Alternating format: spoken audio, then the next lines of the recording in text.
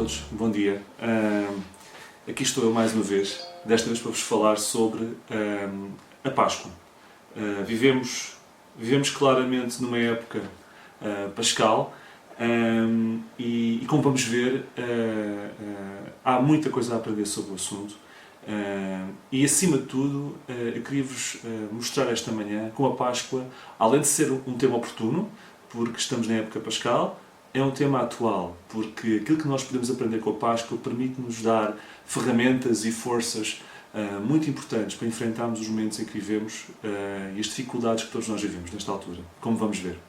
Antes de mais, gostava de contextualizar o tema da Páscoa e depois vou-vos deixar então as mais-valias da Páscoa para os tempos em que vivemos e termino depois com umas palavras de ânimo. O que é que significava a Páscoa então no momento da sua criação? Nós lemos na Palavra de Deus que a Páscoa foi instituída em Êxodo 12 e nessa altura vemos detalhes muito importantes que já vamos abordar. Mas antes, queria-vos deixar uma pequena nota. O Senhor estabeleceu com o seu povo vários concertos, com o povo de Israel, vários concertos, que os iria multiplicar, que os iria abençoar, que lhes daria terras, mas também estabeleceu outro concerto, o concerto que requeria do povo reconhecimento do seu pecado.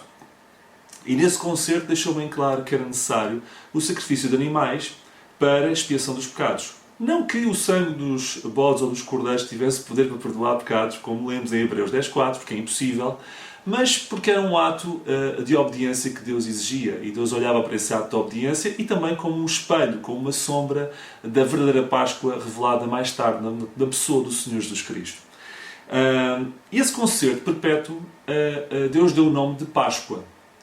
E foi instituído em Êxodo 12.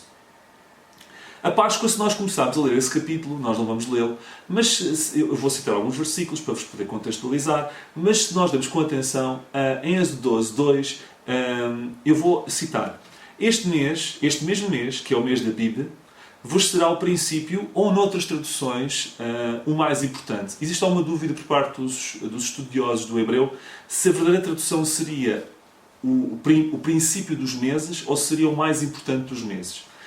Continuando, este vos será o primeiro dos meses do ano. Não importa agora se será o princípio, se será o mais importante, é seguramente um mês super especial, o mais importante do ano.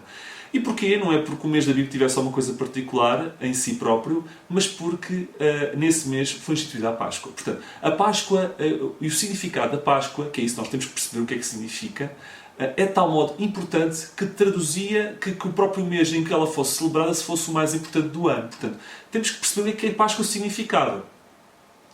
A Páscoa foi também criada por Deus para memória futura. Nós lemos, e eu cito: este dia vos será por memória, em Êxodo 12, 14. E celebrá-lo-eis por festa ao Senhor nas vossas gerações, o celebrareis por estatuto perpétuo. Não era uma coisa para ser celebrada na altura. Era uma coisa para ser celebrada para sempre, perpetuamente. Mas devia ser algo que nós devíamos passar de pais para filhos. Neste caso, o povo de Israel tinha essa obrigação, de passar de pais para filhos. E eu cito Êxodo 13, 8. E naquele mesmo dia farás saber a teu filho, dizendo: isto é pelo que o Senhor me tem feito quando saí do Egito. Ou seja, era algo para memória futura. Mas também, como eu já vos dei a entender há bocadinho, a Páscoa instituída em Êxodo servia de sombra, figura da Páscoa maior, visível, revelada no Senhor Jesus Cristo. Nós temos aqui uma Páscoa micro em Êxodo e na pessoa do Senhor Jesus Cristo, naquilo que aconteceu, na sua morte e na sua ressurreição, nós vemos a Páscoa macro. Há um versículo que eu gosto muito que diz que a lei, no fundo, é uma sombra dos bens futuros e não a imagem exata das coisas. Em Êxodo 12, esta Páscoa é uma sombra da verdadeira Páscoa. Podemos aplicar isto na íntegra. No entanto, o povo de Israel não tinha esta visão, não percebia isso. Mas nós hoje percebemos isso. Conseguimos perceber essa diferença entre uma coisa e outra. Conseguimos perceber que o sangue dos cordeiros conseguiu no máximo espiar uma casa. Nós vemos que aquele sangue vos será por sinal nas casas em que estiverdes. E vendo eu o sangue, passarei por cima de vós e não haverá entre vós praga de mortandade quando eu ferir a terra do Egito. Êxodo 12, 13. Ou seja, o sangue do cordeiro permitia espiar, salvar uma casa. O sangue do Senhor Jesus Cristo, revelado mais tarde, a verdadeira Páscoa, permitiu espiar, não uma casa, mas permitiu espiar todo o mundo. Vejam a diferença. Uma casa, todo o mundo. Cito João 1,29, quando João Batista viu o Senhor Jesus Cristo. Ele viu o Senhor Jesus Cristo como sendo o verdadeiro Cordeiro, que tira o pecado do mundo. Ele disse assim, eis o Cordeiro de Deus que tira o pecado de uma casa? Não, tira o pecado do mundo. Vejam a amplitude. Micro para macro. Uma casa, mundo. Mas, comparando rapidamente antes de passar ao mais importante, ao essencial, mas não queria deixar de fazer este contraste. Era necessário, em Êxodo 12, um sacrifício constante, e não só, daí para a frente, até chegar à verdadeira Páscoa e o que significou a morte do Senhor Jesus Cristo. Até lá era necessário um sacrifício constante e regular por parte do sacerdote para manter o povo de Israel espiado perante Deus. Mas o sacrifício do Senhor Jesus Cristo foi único. Não foi preciso mais do que um. Único. Há um versículo que é em Hebreus 9, 25, versículos, Hebreus 9, 25 a 28, e eu posso parafrasear que era necessário o sacrifício se oferecer muitas vezes. O sumo sacerdote tinha que entrar no santuário com sangue alheio muitas vezes. Mas Cristo, oferecendo-se uma vez para tirar os pecados de muitos, aparecerá a segunda vez sem pecado aos que o esperam para a salvação. Ou seja, vemos por um lado o sacrifício do sumo sacerdote ser oferecido muitas vezes, o sacrifício do Senhor Jesus Cristo ser oferecido uma única vez. Portanto, há aqui uma questão de eficácia. O que é bom e suficiente não precisa de ser repetido. E, portanto, eles tinham que oferecer muitas vezes os sacrifícios, porque aquele sacrifício não era suficiente. Era uma sombra. Com o Senhor Jesus Cristo e com a sua morte, o sacrifício que ele fez foi totalmente suficiente. Uma única vez. Suficiente para todos, para o mundo, não para uma casa, para sempre. Esta é a grande diferença. Uma sombra para aquilo que é realmente macro, que é o que se passou com o Senhor Jesus Cristo. Em suma, hoje não preciso recorrer à experiência sacrificial da lei. Nós temos hoje algo muito melhor.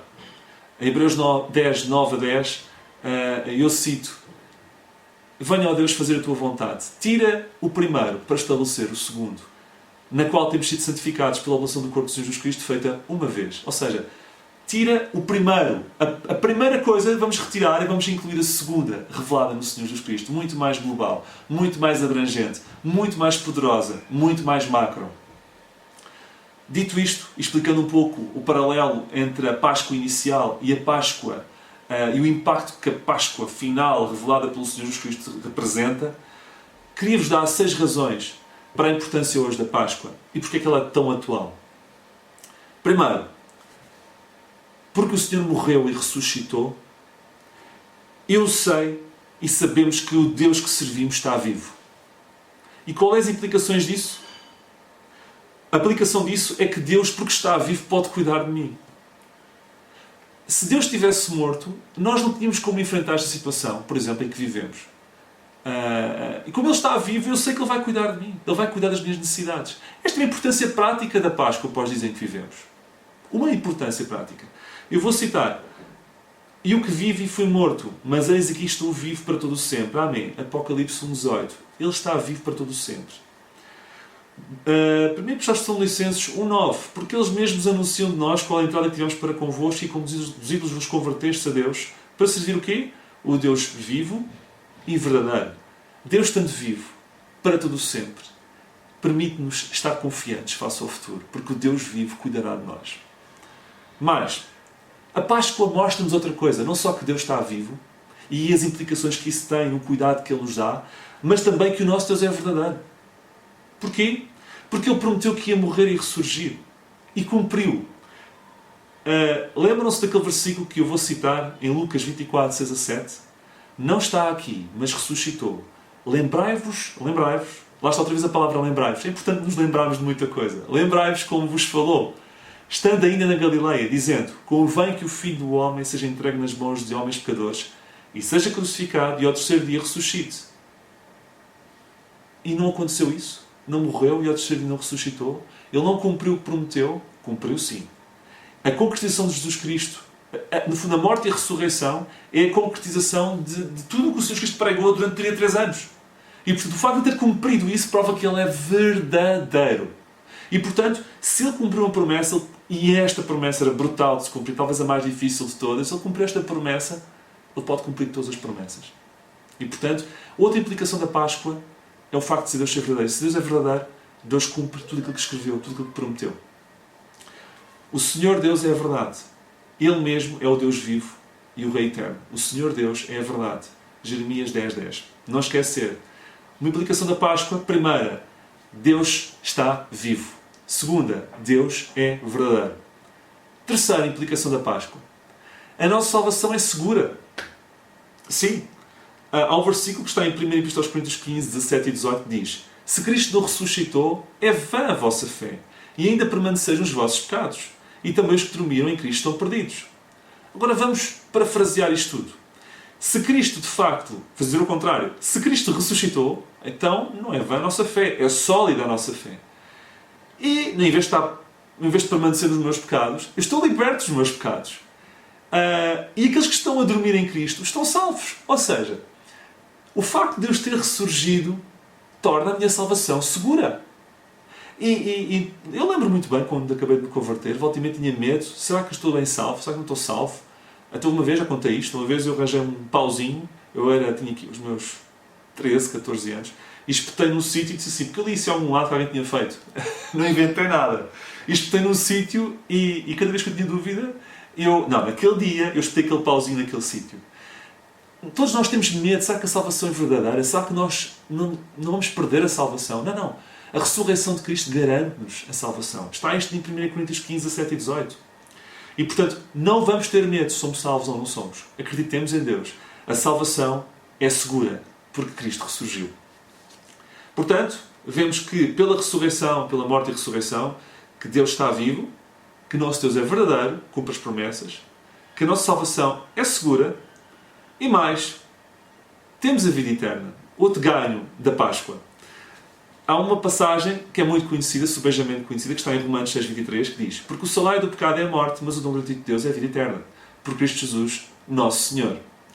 Por Cristo Jesus, nosso Senhor. Ou seja, a vida eterna é um garante que só pode ser subscrito por Cristo Jesus, nosso Senhor. Nós, quando vamos pedir um empréstimo ao banco, não sei, uma vez já pediram, muitos que estão a ouvir já me pediram, volta e meia temos que fazer um aval, quando é uma coisa que é necessário, o aval. E então temos que, eu avalo, subscrevo este empréstimo. Sabem que o Senhor fez algo similar com a nossa vida eterna? O Senhor foi o avalista da nossa vida eterna. Se Ele tivesse morto, a nossa vida eterna não tinha hipótese. Não era coberta pelo avalista, porque eu já não estava cá. Portanto, o Senhor quis estar vivo, é o garante da nossa vida eterna. Portanto, a Páscoa garante-nos a vida eterna. Isto é muito importante. Mas a Páscoa dá-nos vitória sobre o pecado. Como? Eu cito 1 Epístola de Pedro 2,24. Levando Ele mesmo em seu corpo os nossos pecados sob o madeiro, para que, mortos para os pecados, pudéssemos viver para a justiça e pelas suas feridas fostes sarados. Levando Ele mesmo em seu corpo os nossos pecados sob o madeiro. Ou seja, Deus cravou os nossos pecados na cruz. E Ele ressurgindo, dá-nos poder para também lidar com isso. Não é fácil. Este é um tema super difícil. E não vamos ser hipócritas. Não é fácil lidar com o pecado. Todos nós temos dificuldades nessa matéria. Mas sabemos que pelo facto do Senhor ter morrido e ter cravado o nosso pecado na cruz e ter ressurgido, nós hoje podemos viver a novidade de vida. Como fazer? Temos que nos chegar a Ele, aproximar dEle e considerarmos, como há um capítulo de um livro que eu gosto muito, que é A Vida Cristã Normal, do Watchman Nee, e há um capítulo desse livro que é Considerarmos-nos. Até ele fala durante esse capítulo inteiro sobre a necessidade de nos considerarmos como mortos para o pecado. Porque nós, na prática, já estamos mortos para o pecado. Se nos identificamos com Cristo, já estamos mortos para o pecado. Mas muitas vezes não nos consideramos. E há uma questão mental, mudança de chip. Considerarmos como mortos para o pecado. E podemos fazê-lo. Isso vai ajudar bastante a combater o pecado nas nossas vidas. Porque o Senhor cravou na cruz e ressurgiu. A Páscoa garante-nos isso. Conseguimos ter vitória sobre o pecado. E, finalmente, a Páscoa dá-nos fundamento para podermos reconciliar outros com Cristo. Esta mensagem da Páscoa, da morte e da ressurreição de Cristo, é de tal modo poderosa que permite-me a mim e permite-vos a vós falar-vos aos outros de Cristo com confiança e permite-vos ter uma arma poderosa para levar outros a Cristo. Porque se não acontecesse isto, não poderíamos, nem nós próprios estarmos salvos, temos vida eterna e nem poderíamos também dar aquilo que não temos aos outros. Mas porque temos, podemos dar. Há uma passagem que diz que a palavra da cruz, está em 1 Epístola aos Coríntios 1,18, é loucura para os que parecem, mas para nós, que somos salvos, é poder de Deus. No original, este poder quer dizer dinamite. Ou seja, nós temos uma arma poderosíssima nas nossas mãos, dada e conferida pela Páscoa. pela morte e ressurreição de Cristo. E nós hoje temos essa dádiva, essa capacidade de poder ajudar outros. Portanto, 6 razões para a importância de hoje da Páscoa. Sabemos que Deus que servimos está vivo. E Ele pode cuidar de nós, porque está vivo. O nosso Deus é verdadeiro. E porque Ele é verdadeiro, aquilo que Ele prometeu vai cumprir. A nossa salvação é segura. A Bíblia garante-nos que isso mesmo, e nós lemos em Epístola aos Coríntios 15, 17 e 18, que se Cristo não ressuscitasse, era vã a nossa fé. Como ressuscitou, a nossa salvação está segura. Temos a vida eterna. Porquê? Porque o garante da vida eterna, que nós lemos em Romanos 6:23, é Jesus Cristo. Se Ele está vivo, a nossa vida eterna está intacta. E temos vitória sobre o pecado, sim, porque Ele cravou o pecado na cruz e ressurgiu. E nós hoje podemos viver a novidade de vida considerando como mortos para o pecado. A Páscoa também nos confere isso. E finalmente, para aqueles que somos salvos, a palavra da cruz é poder de Deus. E este poder de Deus é disponível para nós e para os outros. E não devemos retê-lo, devemos comunicá-lo. É uma vantagem que nós temos de poder reconciliar outros com Cristo. Para terminar, algumas palavras de ânimo. Como se já não bastasse o que já ouvimos, que eu acho que já é suficientemente animador. Quando foi instituída a Páscoa, o povo de Israel, e faço aqui um parênteses, eu escolhi esta passagem e falar sobre isto por causa do que vos vou dizer agora. E guardei para o fim. O povo de Israel passou uma Páscoa fechada em casa. Nenhum de vós sai da porta da sua casa até amanhã. Êxodo 12, 22. Nós também. É ou não é verdade? Nós hoje não estamos a passar... Esta foi a primeira Páscoa. Que coisa tão atual, não é? Nós hoje também estamos fechados em casa. Não nos deixam. É um exagero. Claro que podemos ir dar uma voltinha, etc. Fazer uma ginástica, passear o cão, etc. Ir ao supermercado, mas pouco mais que isso. Estamos maioritariamente fechados em casa. E não estamos a passar uma Páscoa um pouco... nada a ver, porque na altura estava a passar uma praga de mortandade e ninguém podia mesmo sair de casa, mas é curioso aqui o paralelismo de estarmos fechados em casa, como também eles estavam fechados em casa. E foi isto que fez o clique para falar-vos sobre esta passagem inicialmente. E portanto, palavra de ânimo. Estamos fechados em casa e de facto estamos todos num estado depressivo global, não é? A sociedade está assim devido aos problemas que estão a acontecer não só de saúde, mas económicos. E de outra ordem também. Mas a Bíblia diz algo curioso. Logo a seguir esta passagem, que diz que nenhum de vós sai da porta até amanhã, porque há uma praga de mortandade. Este dia, diz assim logo no versículo a seguir, no versículo 14 do capítulo 12 de Êxodo. Este dia vos será por memória, e celebrá-lo-eis por festa ao Senhor. Nas vossas gerações o celebrareis por estatuto perpétuo. Como é que é? Não percebi bem. Então, dia de fechados em casa, praga de morte a passar, estamos retidos, estamos presos, não podemos tirar a rua porque senão morremos. E, desculpem, isto é para celebrar? É celebrar o quê? Por festa ao Senhor? Será por memória? Para celebrar? Sabem que, e é isto que eu queria terminar, a Páscoa, apesar de tudo o que está a passar, nós devemos estar a celebrar este momento. A Páscoa é motivo de celebração. A Páscoa refletida na morte e na ressurreição do Senhor Jesus Cristo permite-nos, primeiro, receber cuidado permanente e diário de Deus, porque Ele está vivo. Eu vou fazer ao contrário do que disse há bocadinho. Estar seguros em todas as promessas que Ele fez, porque Ele cumpriu as suas. Não é motivo para nós celebrarmos? Mais motivos para celebrarmos. Não ter medo de perdermos a salvação e a vida eterna, porque o Senhor, estando vivo, mantém garantidas as mesmas. Ter forças extra para enfrentarmos o pecado, porque Ele já cravou os nossos pecados na cruz. Finalmente, ter argumentos e poder para levar outros a conhecer a salvação, porque a mesma se tornou ativa para nós após a morte e a ressurreição do Senhor Jesus Cristo. Ou seja, eu faço o desafio para que mesmo nestes dias duros, mesmo nestes dias difíceis e penosos, nós celebremos. Porque a Páscoa verdadeira, manifestada na morte e na ressurreição do Senhor Jesus Cristo, dá-nos motivos para isso. Eu deixei-vos 6 bons motivos para gostar mais da Páscoa. Eu comecei a gostar mais da Páscoa depois de ter estudado e preparado esta mensagem. Mas também são 6 bons motivos, não só para gostar mais da Páscoa, mas para não desanimar face aos tempos em que vivemos. Portanto, a Páscoa, curiosamente, é um tema atual porque estamos em Páscoa, mas também é atual porque nos dá argumentos e forças, como eu disse inicialmente, para encararmos os tempos com que vivemos, os tempos que vivemos, com um sorriso e com motivos para celebrar. Que o Senhor nos abençoe.